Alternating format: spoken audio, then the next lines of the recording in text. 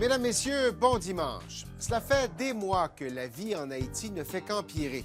Les gangs de rue ont pris le contrôle d'une bonne partie de Port-au-Prince, la capitale, et de plusieurs régions du pays. Le gouvernement lui semble paralysé, incapable de contenir la crise. Les Haïtiens manquent de carburant, de nourriture, d'eau potable. Les commerces, les hôpitaux sont fermés ou fonctionnent au ralenti. Les autorités sanitaires craignent une explosion des cas de choléra. Le gouvernement haïtien et le secrétaire général de l'ONU réclament l'intervention d'une force armée internationale. Mais qu'en pense le Canada? J'ai posé la question à notre ambassadeur en Haïti qui est actuellement de passage à Ottawa. Mon entretien avec Sébastien Carrière, immédiatement après ceci.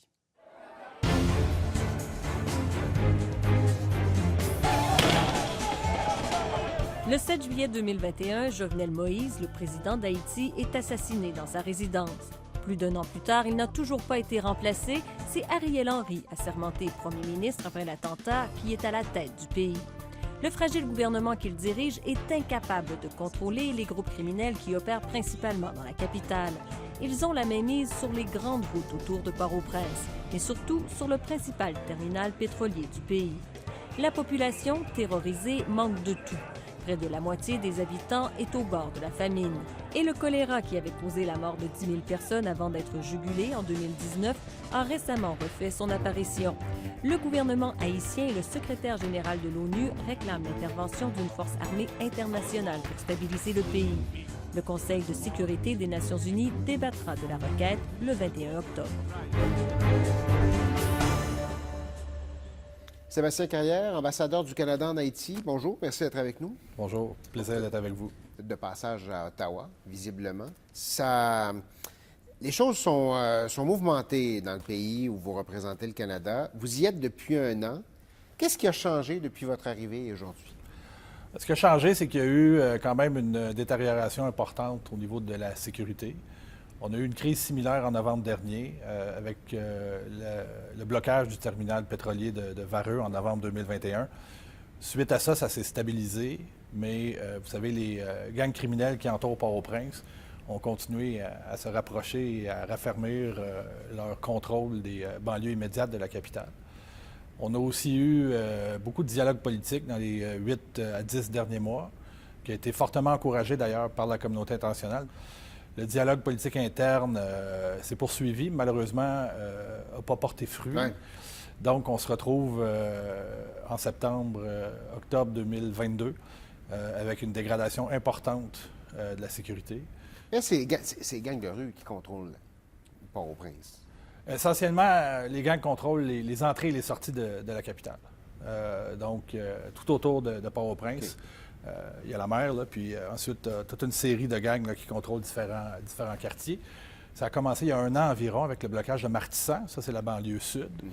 Ce qui est extrêmement problématique parce que ça empêche l'accès au sud du pays où on a eu un tremblement de terre meurtrier l'été dernier. Ouais. Mais là, ces blocages-là se sont propagés là, tout autour de la capitale dans la dernière année. Comment est-ce que les populations s'en sortent? On a l'impression c'est les plus pauvres qui en font les frais. Là. Absolument. C'est tragique. Quand je suis arrivé en Haïti, on dénombrait 4,6 millions d'Haïtiens et d'Haïtiens en état d'insécurité alimentaire. Le chiffre qui est avancé aujourd'hui par la coordonnatrice humanitaire des Nations unies en Haïti, c'est 5,5 millions. C'est une grosse augmentation. 1 million de plus en un an. C'est énorme.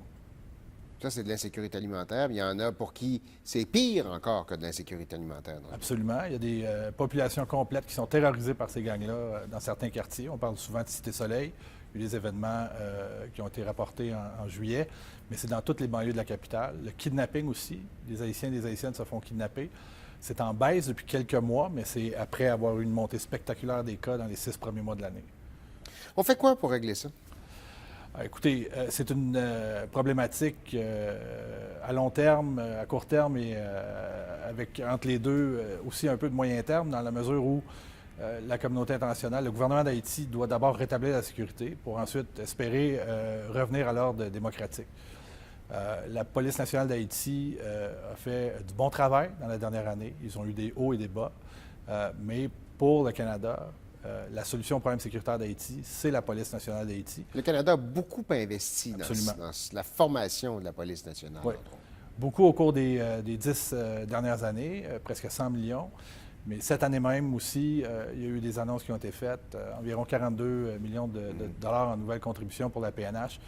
On essaie d'encourager d'autres pays à faire de même parce que pour nous, la solution durable au problème de sécurité en Haïti, c'est le renforcement de la police nationale d'Haïti.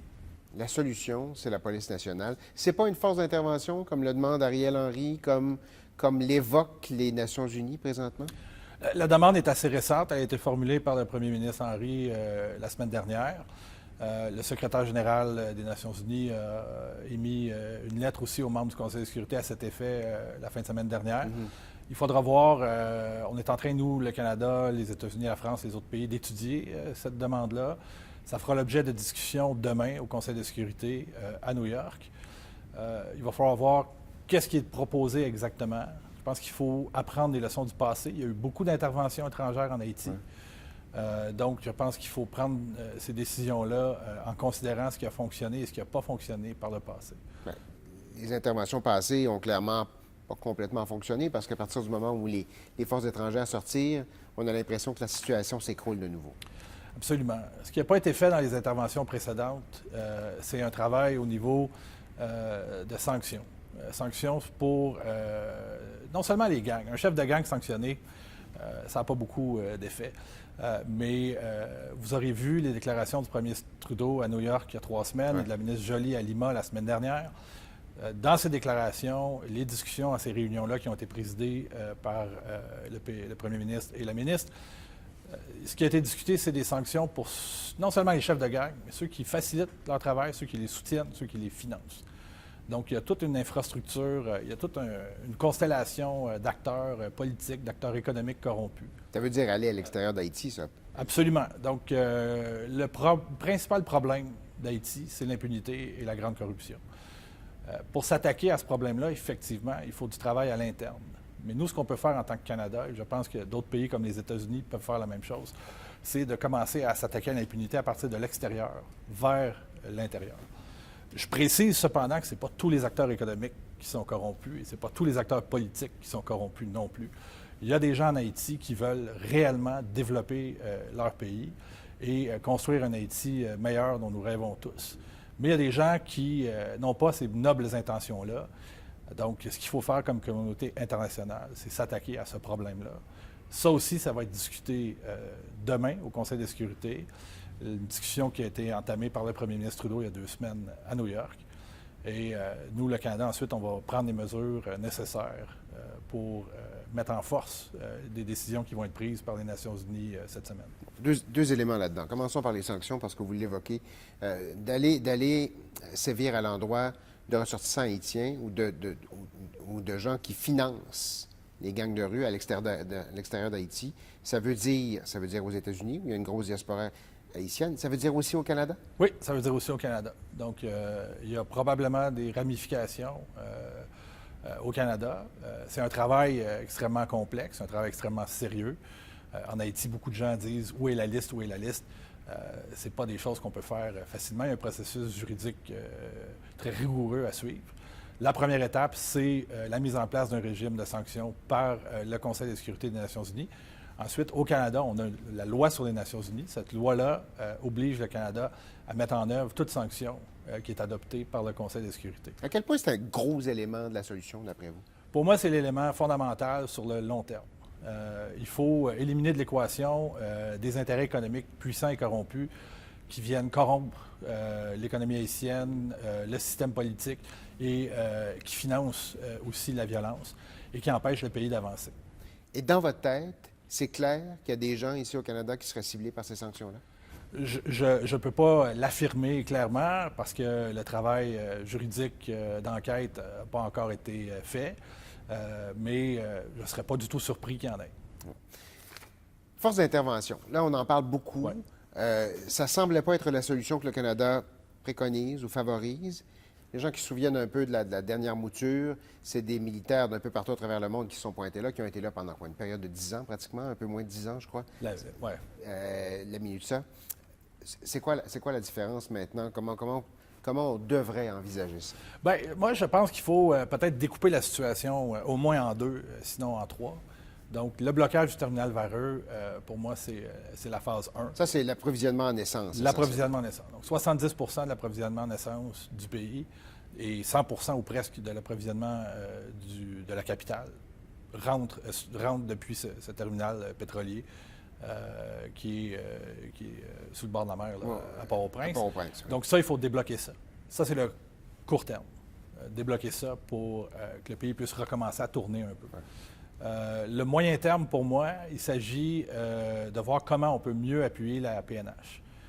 Ça peut être un appui financier, ça peut être un appui en équipement, ça peut être un appui logistique, ça peut être des formateurs, ça peut prendre toutes sortes de formes pour stabiliser le pays. Et puis, à long terme, comment on continue d'accompagner la PNH pour s'assurer qu'on va pouvoir créer les conditions favorables à un retour de la démocratie. Et ça doit s'accompagner d'un dialogue politique qui a été rompu là, depuis une dizaine de jours entre les principales factions qui veulent contrôler le pouvoir et la transition, mais qui pourraient reprendre aussi rapidement qu'il a rompu. La PNH, ouais, qui est le fer de lance de la solution pour vous, en tout cas pour le Canada, quand on le regarde de ce côté-ci, on a l'impression que ça a bien été par moment, ça n'a pas très bien été par moment. Est-ce que ça fonctionne, l'argent et le temps et les ressources qu'on investit là-dedans? Je pense que oui. On a vu, effectivement, il y a eu des hauts et des bas. Vous savez, la coopération canadienne en général, mais en particulier avec la PNH, c'est beaucoup d'argent sur beaucoup d'années. On a eu des succès et on a eu des insuccès. C'est tout à fait normal quand on a un programme de cette ampleur-là. Moi, ce que je vois, c'est une PNH avec un noyau dur qui continue de tenir le fort. Une PNH qui est épuisée par ailleurs, une PNH qui est mal équipée. Donc, c'est pourquoi on encourage d'autres pays, d'autres acteurs à nous suivre dans notre appui à la PNH. On a un bon fonds sur lequel on peut continuer à construire. Sébastien Carrière, ambassadeur du Canada en Haïti, merci beaucoup. Merci à vous.